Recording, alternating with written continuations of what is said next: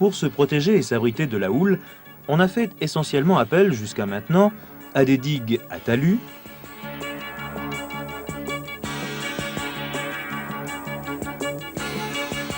à caissons,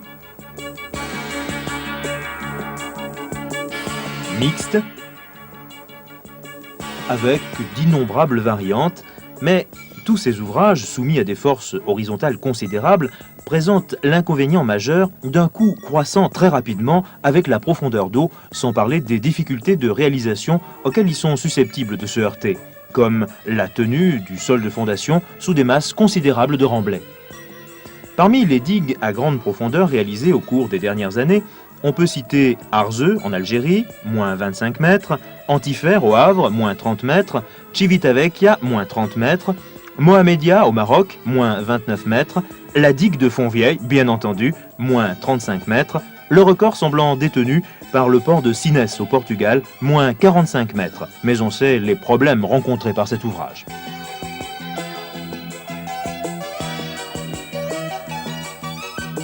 Or, face à l'entrée du port de la Condamine, ouvert plein est, les fonds marins atteignent et dépassent 50 mètres. Pour s'affranchir des contraintes dues aux grandes profondeurs, il convenait d'étudier les possibilités de s'opposer à la houle par un dispositif mettant essentiellement en jeu des forces verticales, faisant donc appel à un écran horizontal. Que se passe-t-il quand on place dans l'eau une plaque horizontale rigidement fixée au fond et relevée à ses deux extrémités? La réponse à cette question a fait l'objet de nombreuses études de mathématiques au service des travaux publics de la Principauté de Monaco. La masse d'eau située entre la plaque et le fond ne peut plus se déplacer dans un mouvement orbital comme auparavant. Excitée par la houle du large et par les variations périodiques de pression qu'elle subit, elle peut seulement osciller horizontalement. Jusqu'à une certaine période, les amplitudes de ce déplacement sont insignifiantes. Les vitesses changent de sens avant que l'énergie cinétique ait pu se transformer en énergie potentielle. La masse d'eau se comporte comme un mur solide, réfléchissant intégralement la houle incidente, d'où le nom de mur d'eau donné au procédé. Avec une plaque de 25 mètres, cette période limite est d'environ 5 secondes et demie. Pour toutes les périodes inférieures, qui sont celles des houles usuelles de direction est rencontrées à Monaco, la protection est totale. Ces études ont été vérifiées sur modèle réduit en canal à houle dans le laboratoire de la société Sogrea. Dans cet essai, l'amplitude de la houle incidente est de 3,50 m.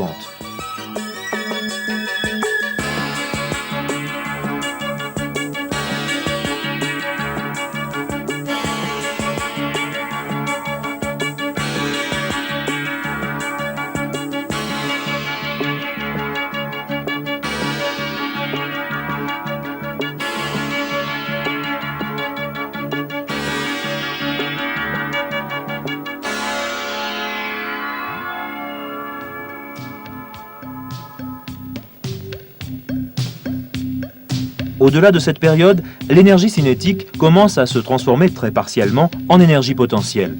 Le mur d'eau oscille en différence de phase importante au début, plus faible ensuite, avec la houle incidente. Il fonctionne alors comme un réducteur de houle.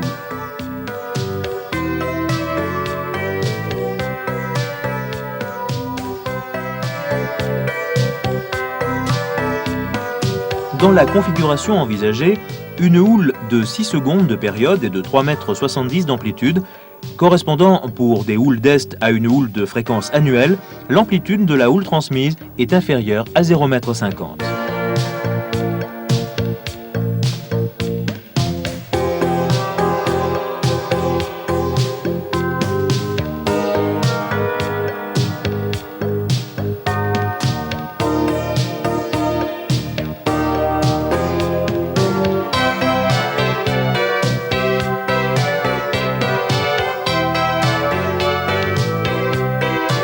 Toujours en matière de houle d'est, il était admis dans les études précédentes que la houle maximale à prendre en compte était une houle de 7 secondes et de 4 mètres.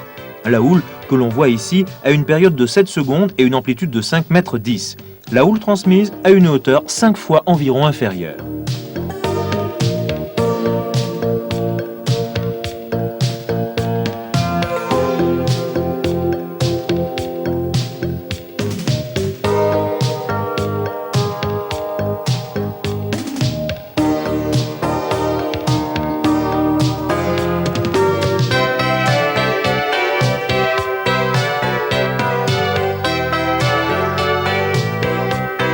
Avec une houle de 8 secondes et de 7 mètres d'amplitude, houle dont la probabilité d'apparition dans le secteur Est est vraisemblablement d'une fois par siècle, la houle transmise voit son amplitude divisée environ par 3 et son énergie réduite de plus de 85%.